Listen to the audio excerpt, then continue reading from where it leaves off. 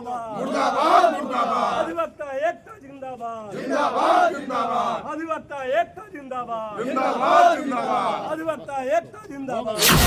ये बहुत गंदा कानून है। शोषण करने के लिए सरकार जो है बार एसोसिएशन इलाहाबाद, जो हम लोग का बार काउंसिल है, चाहे इंडिया बार काउंसिल है, सब पर जो है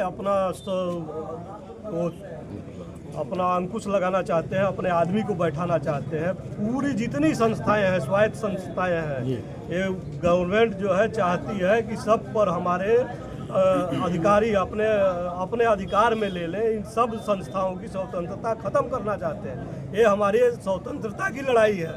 अगर ये स्वतंत्रता की लड़ाई हमारी चलती रहेगी, ये चाहते हैं कि हम इनको जो है इनको अंकुश लगाकर इनके ऊपर अपने हिसाब से काम करें, जबकि अधिवक्ता जो है वो कानून के हिसाब से काम करना चाहता है। इसलिए अगर हमारे ऊपर अंकुश लगाएंगे तो हम सरकार चलने नहीं देंगे, सरकार को गिराने का पूरा प्रयास करेंगे। सरकार अगर यह कानून वापस नहीं लेती है, आगे की आप लोगों की रणनीति क्या होगी? आगे हम लोग का यही होगा कि सरकार की सारी योजनाओं को ठप किया जाएगा, रास्ता जाम किया जाएगा। कोई भी काम उनका जितना आय का साधन है सरकार का, सारा हम लोग बंद कर देंगे, कुछ भी छोड़ेंगे नहीं। और ये आंदोलन बहुत तेज होगा।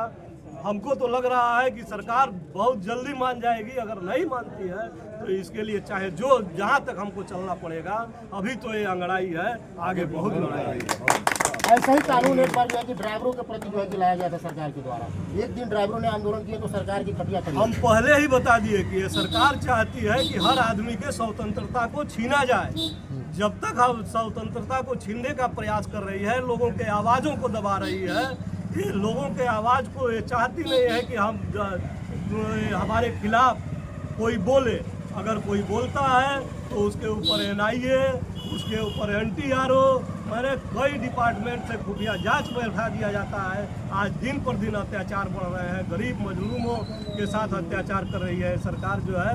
किसी के साथ जो है आज बेरोजगारी बढ़ी हुई है, महंगाई बढ़ा हुआ है, तो सारी समस्याओं से जो है सरकार एकदम पीछे हट रही है और सिर्फ स्वतंत्रता छीनने का काम जो है करने का प्रयास कर रही है कि आम आदमी कुछ बोले ना, सिर्फ जुड़ाए रहे, उनको जो है कोई हमारे खिलाफ न बोले। नहीं तो हम जो है इनको NIA से, पुलिस से किसी तरह जो है आवाज़ को दबाने का काम कर रही है। हम अधिवक्ता संघ तमकोही राज्य के महामंत्री इस समय हैं, अजय कुमार राय एडवोकेट हमारा नाम है। क्या कह रहे थे अभी आप? मैं ये कह रहा था कि हम लोग अभी तो ये अंगड़ाई है, आगे बहुत लड़ाई है।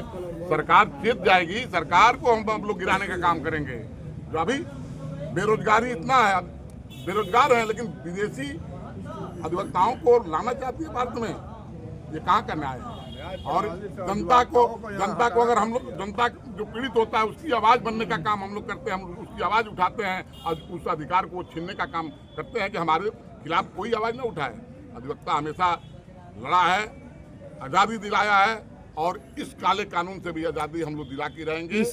इस नए कानून से जनता को समस्या है या अधिवक्ता वर्ग को समस्या? जनता को भी समस्या है और अधिवक्ता को तो है ही है। हम अपनी बात थोड़े ना कोर्ट में रखते हैं, हम तो जनता के जो पीड़ित होता है उसी की बात, उसी के अधिकार की लड़ाई लड़ते हैं। तो हम ये सबसे ज्यादा प्रभावित वही लोग होंगे। हमको गुलाम बनाना चाहते हैं, हमको क्लर्क बनाना चाहते हैं, तो ऐसा होने नहीं जा रहा है।